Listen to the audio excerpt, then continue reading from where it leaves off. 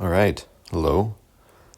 For my reading currently, I'll be going to my saved Wikipedia's list, and I will go in the cultural database.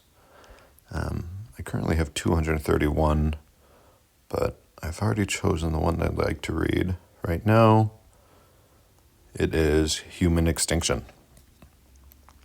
Human Extinction, with the tagline, Hypothetical End of the Human Species. Human extinction, or omnicide, is the hypothetical end of the human species, either by population decline due to extraneous natural causes, such as an asteroid impact or large-scale volcanism, or via anthropogenic destruction, for example, by sub-replacement fertility. Some of the many possible contributors to anthropogenic hazard are climate change, global nuclear annihilation, biological warfare, weapons of mass destruction, and ecological collapse. Other scenarios center on emerging technologies, such as advanced artificial intelligence, biotechnology, or self-replicating nanobots. The scientific consensus is that there is a relatively low risk of near-term human extinction due to natural causes.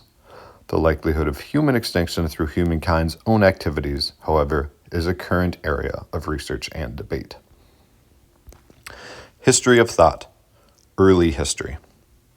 Before the 18th and 19th centuries, the possibility that humans or other organisms could become extinct was viewed with skepticism. It contradicted the principle of plenitude, a doctrine that all possible things exist. The principle traces back to Aristotle and was an important tenet in Christian theology.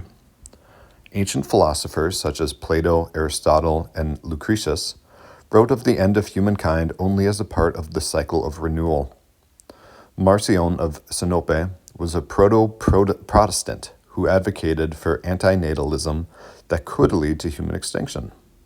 Later philosophers such as Al-Ghazali, William of Ockham, and Girolamo Cardano expanded the study of logic and probability and began wondering if abstract worlds existed, including a world without humans.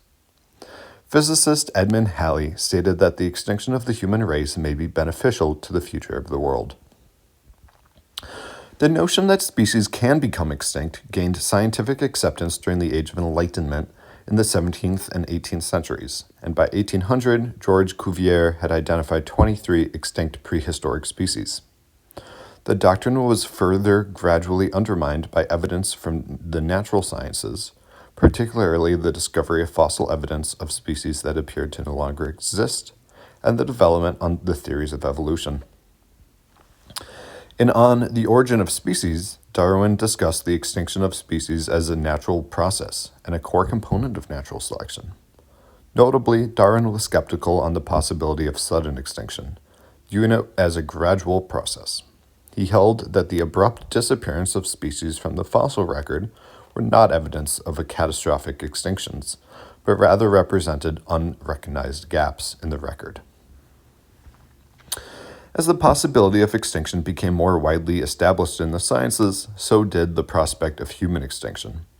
In the 19th century, human extinction has become a popular topic in science and fiction. In 1863, a few years after Charles Darwin published On the Origin of Species, William King proposed that Neanderthals were an extinct species of the genus Homo.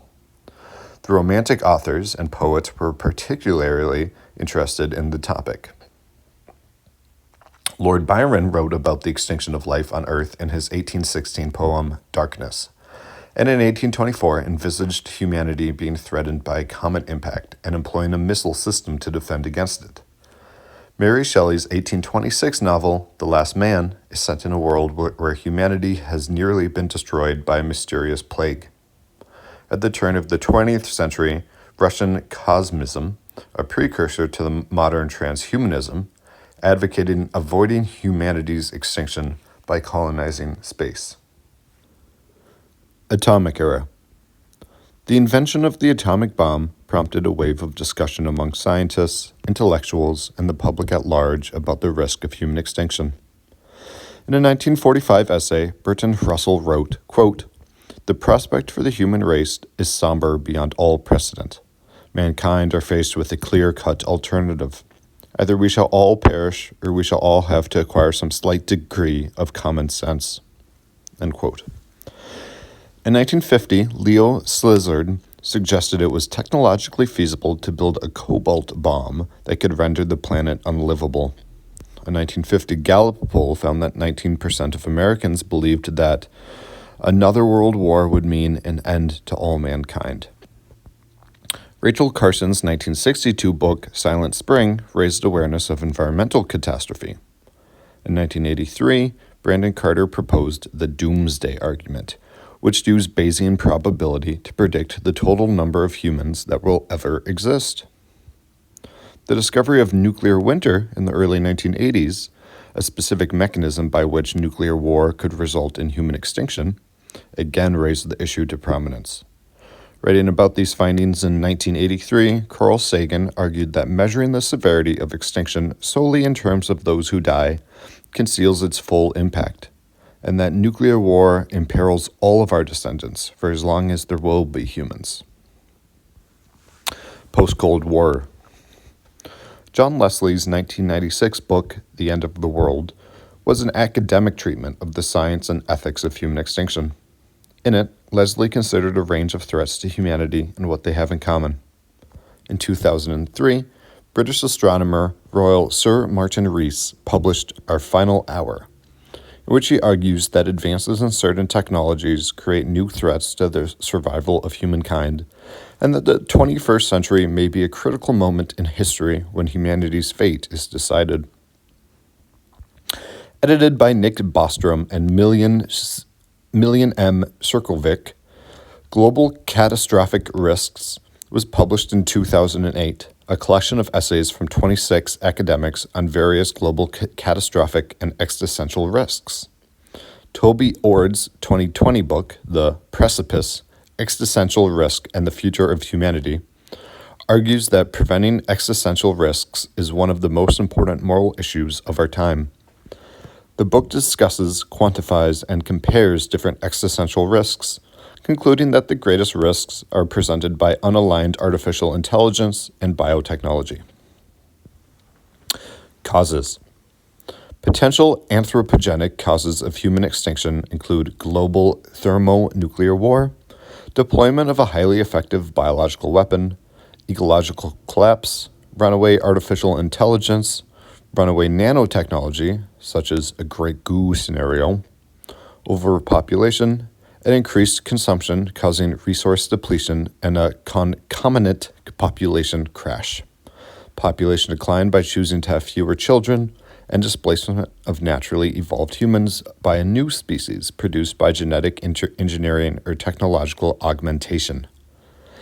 Natural and external extinction risks include high fatality rate pandemic, supervolcanic eruption, asteroid impact, nearby supernova or gamma ray burst, extreme solar flare, and alien invasion. Humans, e.g. Homo sapiens sapiens, as a species may have also considered to have gone extinct simply by being replaced with a distant descendants whose continued evolution may produce new species or subspecies, Homo of hominids.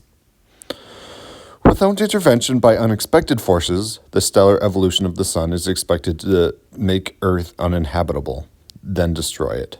Depending on its ultimate fate, the entire universe may eventually become uninhabitable. Probability. Natural versus anthropogenic. Experts generally agree that anthropogenic existential risks are much more likely than natural risks. A key difference between these risk types is that empirical evidence can place an upper bound on the level of natural risk. Humanity has existed for at least 200,000 years, over which it has become subject to a roughly constant level of natural risk. If the natural risk were sufficiently high, then it would have been highly unlikely that humanity would have survived as long as it has. Based on a formalization of this argument, researchers have concluded that we can be confident that the natural risk is lower than 1 in 14,000 per year, or equivalent to 1 in 140 per century on average. Another empirical method to study the likelihood of certain natural risks is to investigate the geological record.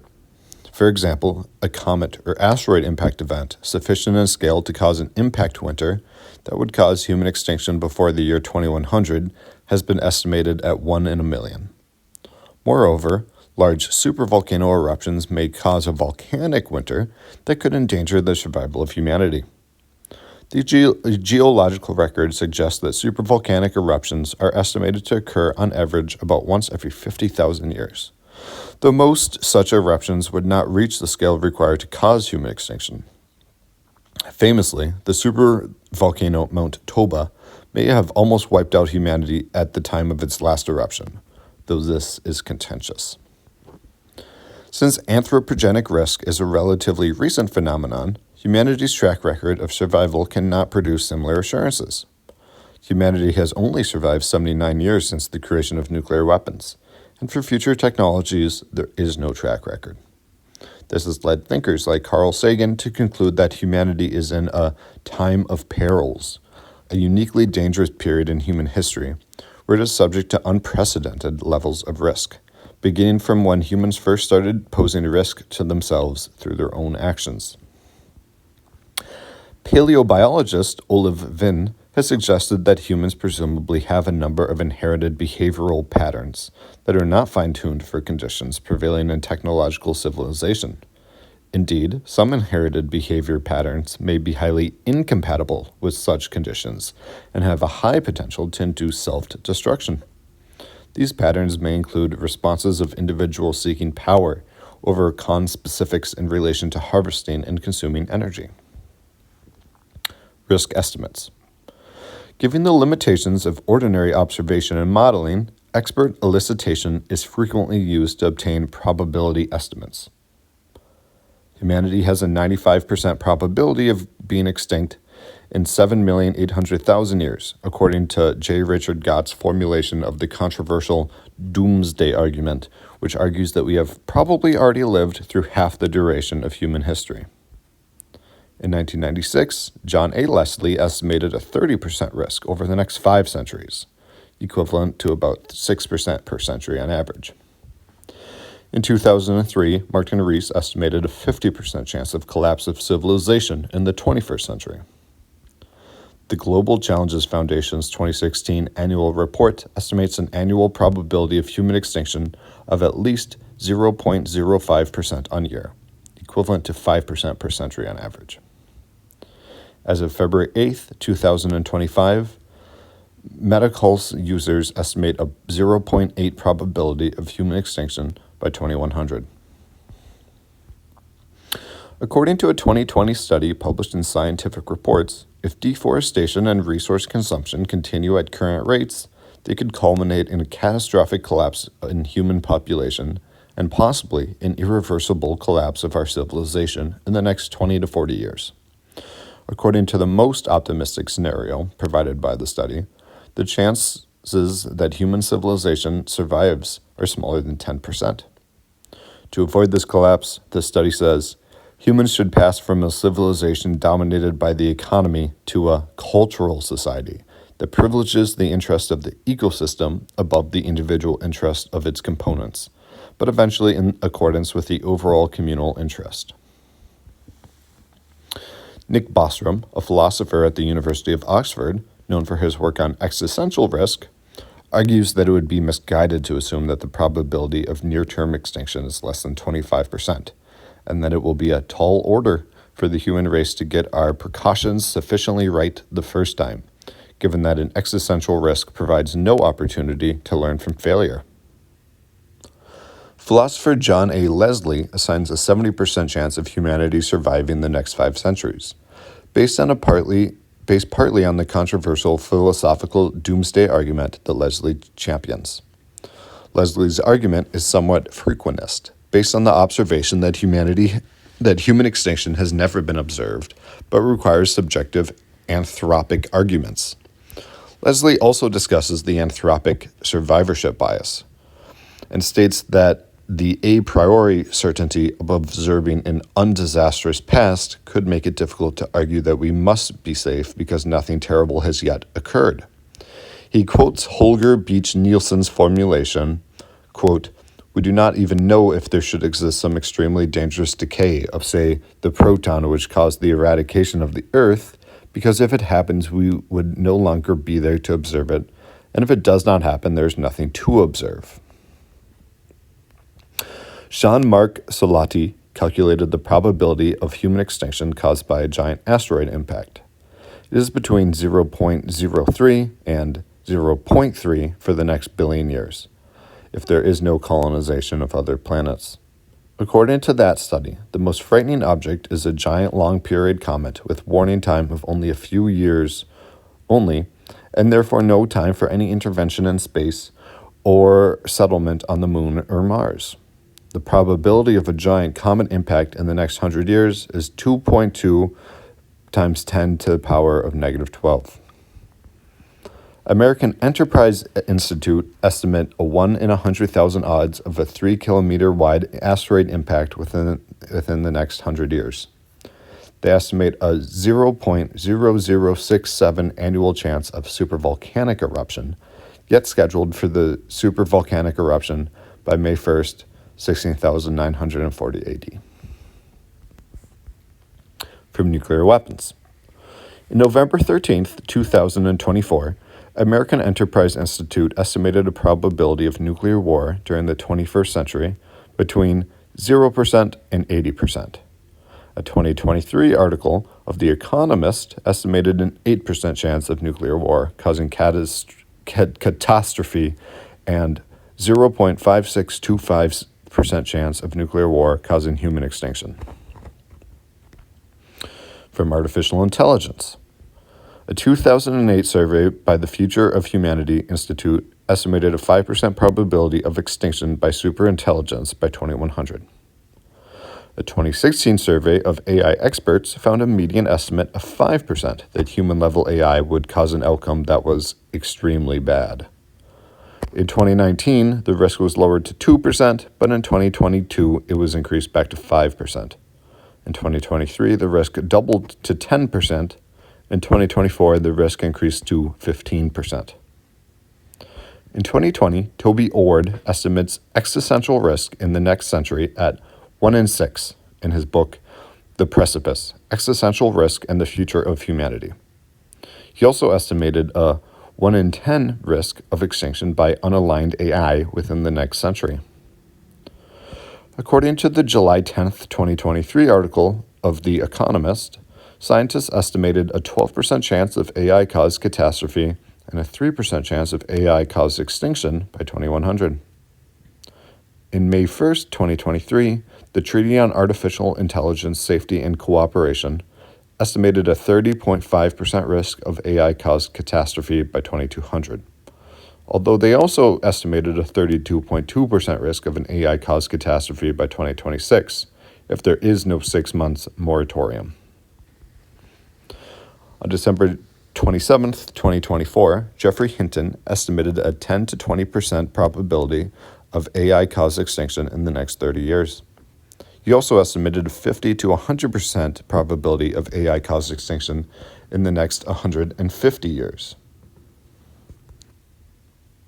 From climate change. In a 2010 interview with The Australian, the late Australian scientist Frank Fenner predicted the extinction of the human race within a century, primarily as a result of human overpopulation, environmental degradation, and climate change. There are several economists who have discussed the importance of global catastrophic risks. For example, Martin Weitzman argues that most of the expected economic damage from climate change may come from the small chance that warming greatly exceeds the mid-range expectations, resulting in catastrophic damage. Richard Posner has argued that humanity is doing far too little, in general, about small to hard estimate risks of large-scale catastrophes. Individual versus species risks.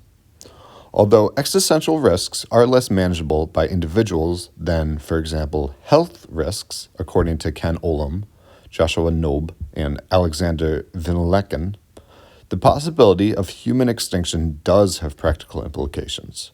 For instance, if the universal doomsday argument is accepted, it changes the most likely source of disasters, and hence the most efficient means of preventing them. They write, quote, "You should be more concerned that a large number of asteroids have not yet been detected than about the particular orbit of each one. You should not worry especially about the chance that some specific nearby star will become a supernova, but more about the chance that supernovas are more deadly to nearby life than we believe." Difficulty. Some scholars argue that certain scenarios, such as global thermonuclear war, would have difficulty eradicating every last settlement on Earth.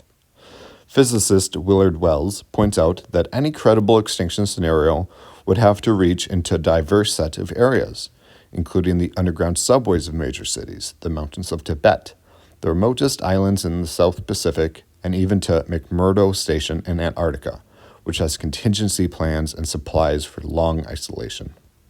In addition, elaborate bunkers exist for the government leaders to occupy during a nuclear war. The existence of nuclear submarines, which can stay hundreds of meters deep in the ocean for potentially years at a time, should also be considered. Any number of events could lead to massive loss of human life, but if the last few, most resilient humans are unlikely to also die off, then that particular human extinction scenario may not seem credible.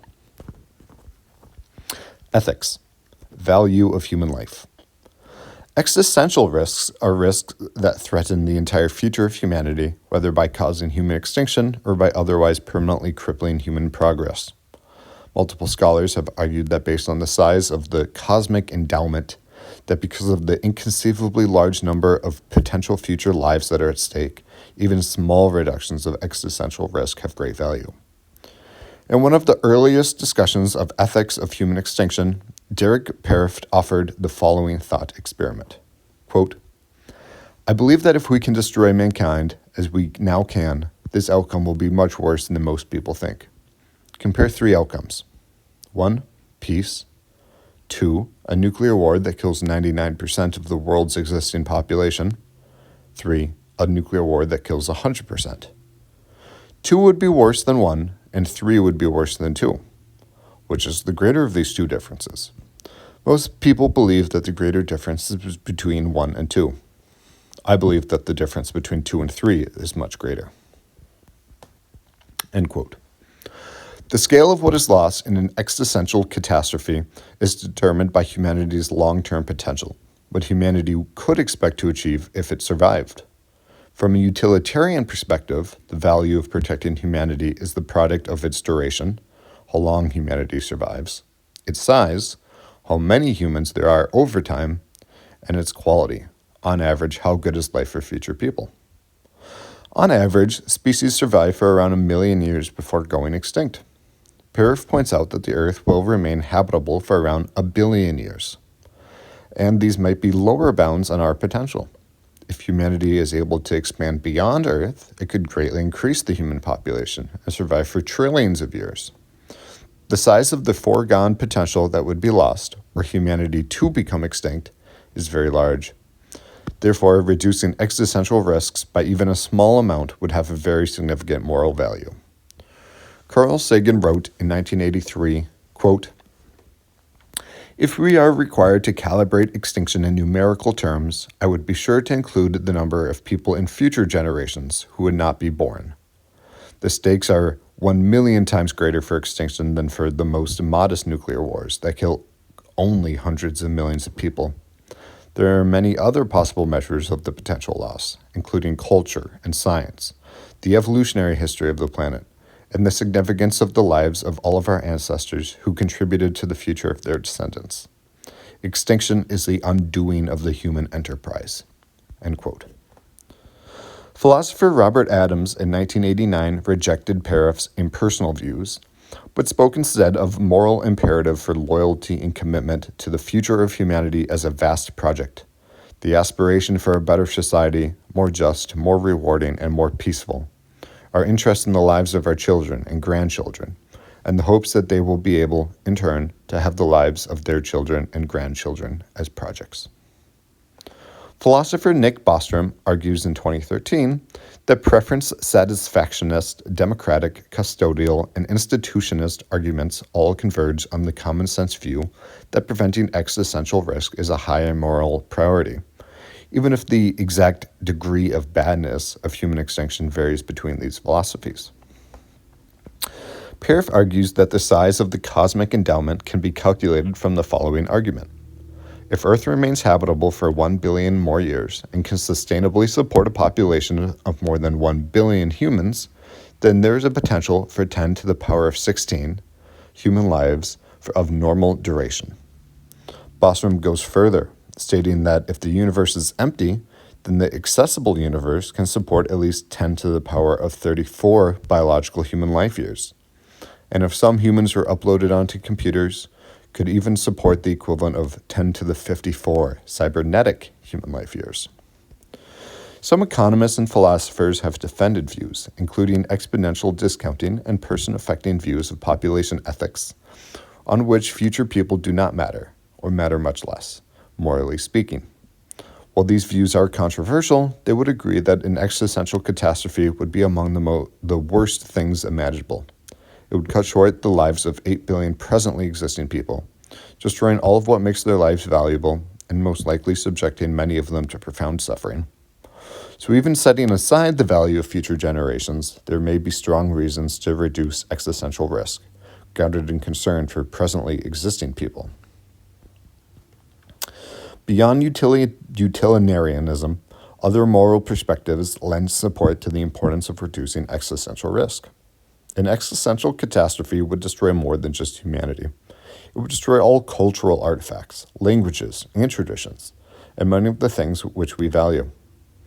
So moral viewpoints on which we have duties to protect and cherish things of value would see this as a huge loss that should be avoided. One can also consider reasons grounded in duties to past generations.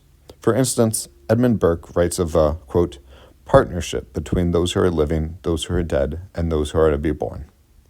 If one takes seriously the debt humanity owes to past generations, Ord argues the best way of repaying it might be to pay it forward and ensure that humanity's inheritance is passed down to future generations. Voluntary extinction. Some philosophers adopt the antinatalist position that human extinction would not be a bad thing, but a good thing.